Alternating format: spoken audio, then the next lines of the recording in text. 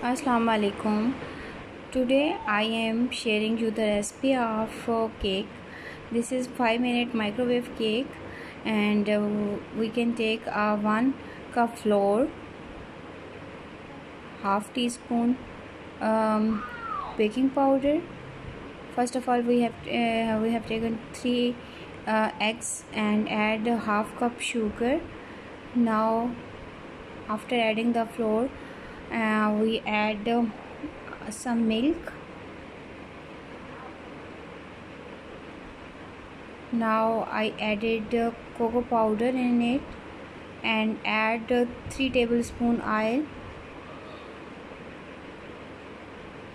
Now mix it, fold it, and the batter is ready. Now grease the pan, grease the microwave dish, and now put the batter in it.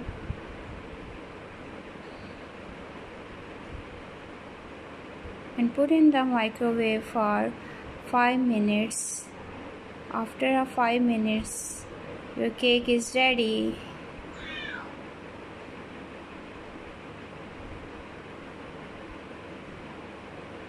Now put in the microwave for 5 minutes. Yeah, our cake is ready. Our chocolate cake is ready to serve. Like, share, subscribe.